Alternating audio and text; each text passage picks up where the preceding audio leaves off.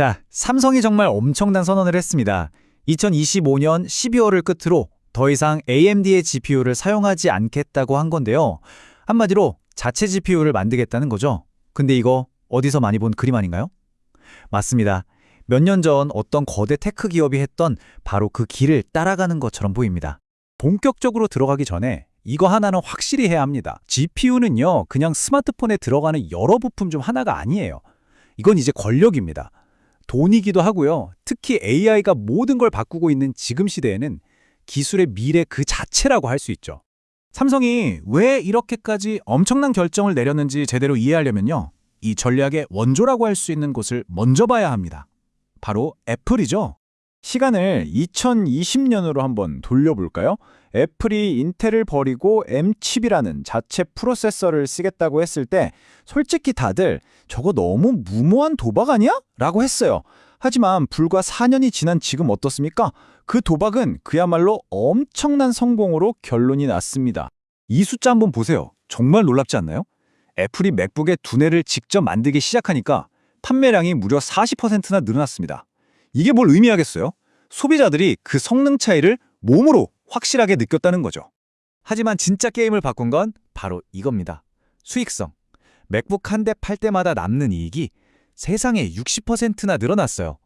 이게 어떻게 가능했을까요? 이유는 간단합니다. 더 이상 인텔한테 막대한 돈을 줄 필요가 없어졌기 때문이죠. 바로 이게 두뇌 독립이 가진 진짜 힘입니다. 자, 그럼 이제 다시 삼성 이야기로 돌아와 보죠. 도대체 삼성이 어떤 깊은 딜레마에 빠져 있었길래 이렇게 극적인 결정을 내릴 수밖에 없었을까요? 이 자동차 비유가 상황을 정말 알기 쉽게 설명해 주는데요. 현대차가 차를 열심히 만들긴 하는데 그 차의 심장인 엔진 설계도는 도요타에서 사오는 거나 마찬가지였던 거죠. 삼성 칩 이름은 분명 엑시노스인데 그 안에 핵심 그래픽 기술, 즉 GPU는 AMD의 기술을 빌려 쓰고 있었거든요. 이 표를 보시면 삼성의 딜레마가 정말 한눈에 들어옵니다. 자기가 만든 최고급 플래그십폰 갤럭시에 들어가는 칩의 70%가 경쟁사인 퀄컴의 스냅드래곤이었어요. 삼성의 엑시노스라는 칩이 멀쩡히 있는데도 말이죠. 이유는 딱 하나였습니다. 바로 GPU 성능 때문이었어요. 그래서 삼성이 치러했던 첫 번째 대가는 눈에 딱 보이는 돈, 바로 로열티입니다. AMD의 GPU 기술을 빌려 쓰는 값으로 매년 700억 원 정도를 지불한 걸로 추정되고 있습니다. 그런데요, 사실 이 700억은 빙산의 일각에 불과합니다. 진짜 문제는 눈에 보이지 않는 비용, 바로 기회비용이었죠. 우리 엑시노스 성능이 아쉬우니까 울며 겨자 먹기로 경쟁사인 퀄컴 칩을 사와야 했잖아요. 여기에 들어가는 돈이 연간 8천억 원으로 추산됩니다. 이건 뭐 상상 이상의 출혈이었던 거죠. 근데 왜 하필 지금이었을까요? 이렇게나 큰 위험을 감수하면서까지 독립을 선언한 데에는 다 이유가 있습니다. 기술 시장의 게임의 룰이 판 자체가 완전히 뒤바뀌고 있기 때문입니다. 바로 온디바이스 AI 시대가 활짝 열린 겁니다. 이게 뭐냐면 인터넷 연결 없이도 스마트폰 자체적으로 실시간 통역이나 복잡한 사진 편집 같은 고사양 작업을 해내는 기술인데요. 이게 바로 앞으로 스마트폰 시장의 핵심 경쟁력이 될 겁니다.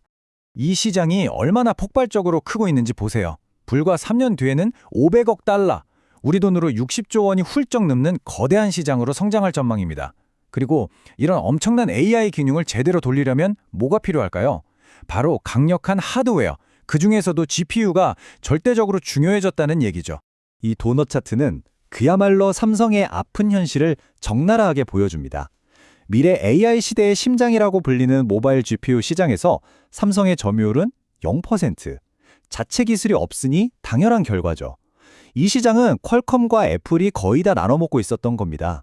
이러니 더 이상 남의 기술에 의존해서는 미래가 없다고 판단할 수밖에 없었던 거죠. 좋습니다. 그럼 만약에 삼성이 이 거대한 도박에서 이긴다면 과연 어떤 미래가 펼쳐질까요? 우리 한번 2027년으로 가서 가장 이상적인 시나리오를 그려보겠습니다. 자, 시나리오 시작합니다. 먼저 1월, 삼성의 첫 자체 GPU를 품은 갤럭시 S27이 세상에 나옵니다. 초기 반응을 바탕으로 4월쯤 최적화 업데이트가 딱 이루어지면서 성능이 안정되고요. 7월이 되면 갤럭시 S27 시리즈의 엑시노스 탑재율이 30%에서 무려 80%까지 수직으로 상승합니다. 그리고 연말에는 BYD 같은 거대 기업에 삼성이 만든 맞춤형 AI 칩을 공급하는 완전히 새로운 사업까지 시작하게 되는 거죠. 자, 그렇다면 이 거대한 승부수가 우리 같은 평범한 소비자들한테는 어떤 의미가 있을까요? 그리고 이 모든 상황이 우리에게 던지는 진짜 메시지는 뭘까요? 그래서 여러분이 제일 궁금해하실 거, 그래서 다음 스마트폰은 언제 사는 게 좋냐? 간단한 가이드를 드릴게요. 만약에 최신 AI 기능이나 압도적인 배터리 성능, 고사양 게임 같은 걸 중요하게 생각하신다면 2027년에 나올 갤럭시 S27을 기다려보는 게 현명한 선택일 수 있습니다.